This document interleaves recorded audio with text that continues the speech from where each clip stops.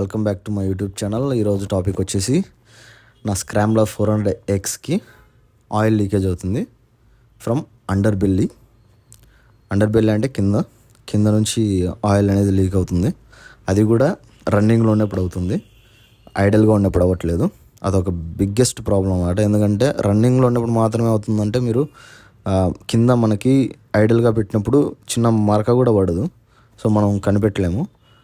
But ఎలా కనిపెట్టాలంటే smell అనమాట.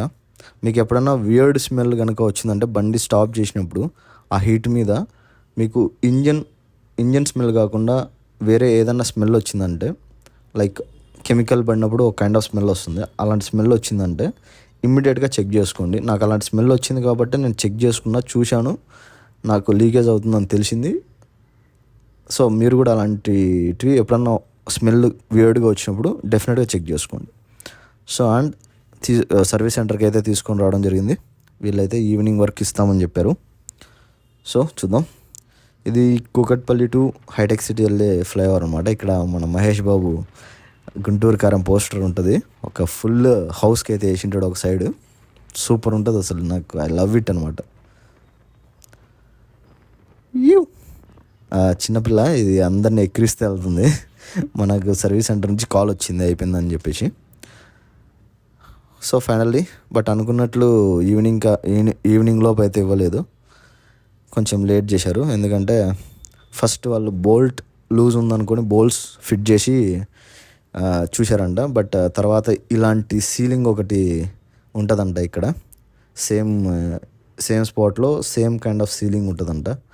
దాన్ని గ్యాస్కెట్ సీలింగ్ అనో సంథింగ్ అంటారని చెప్పేసి చెప్పాడు. సో అది పేపర్ మందం ఉంటుందంట, అంతే లైక్ దిస్ ఉంటుంది అని చెప్పాడు. సో అది పోయింది. ఫస్ట్ అయితే మేము స్క్రూస్ ఫిట్ చేసి చూసాము, రన్నింగ్లో కాసేపు పెడితే మళ్ళీ లీకేజ్ అవుతుంది. అందుకే మీకు ఇమీడియట్గా కాల్ చేసి రేపు తీసుకోమని చెప్పారు. బట్ ర్యాపిడో బుక్ చేసుకొని సగం దూరం వెళ్ళిన తర్వాత ఇలాంటివి చెప్తే మనకు ఆ డబ్బులు కూడా బొక్క యాక్చువల్గా. సో ఓకే, వాళ్ళని కోపడేదేం లేక ఓకే అని చెప్పాను. మొత్తానికి అయితే అన్నీ అది సెట్ చేసారు. ఇక్కడ బ్రేక్ షూస్ బ్యాక్ది అండ్ ఫ్రంట్ది కూడా చేంజ్ చేయడం జరిగింది. ఆల్మోస్ట్ అరిగిపోయాయి, పూర్తిగా పోయాయనండి. అలాగే టాపప్ కూలెంట్ ఆయిల్ కూడా చేయించాను. ఇలాంటి గ్యాప్స్ చూసినప్పుడు భయం అవుతుంది ఇప్పుడు, ఎందుకంటే మళ్ళీ ఎప్పుడు ఇక్కడ నుంచి కూడా లీక్ అవుతుందేమో అని చెప్పి ఒక చిన్న భయం అయితే స్టార్ట్ అయింది నాకు. లాంగ్ తీసుకెళ్ళినప్పుడు కొంచెం ఇబ్బంది పడాల్సి వస్తుందేమో అనిపిస్తుంది, చూడాలి. సో ఇది మన హంటర్. దీనికి ఇలాంటి లీకేజ్ ప్రాబ్లం లేదు, కానీ వైరింగ్ ప్రాబ్లం అయితే ఉంది. దీనికి వెళ్ళి చెప్పాను, 3 months అవుతుంది. మెయిన్ షోరూమ్, మెయిన్ సర్వీస్ సెంటర్కి, రాయల్ ఎన్ఫీల్డ్ సర్వీస్ సెంటర్కి వెళ్ళి వాళ్ళకి చూపించి చెప్పాను అనమాట. వాళ్ళు నోటిఫై చేసుకున్నారు. 1 week, ఒక 10 days పడుతుంది అని చెప్పారు. చూడాలి అది ఎప్పటికి వస్తుందో.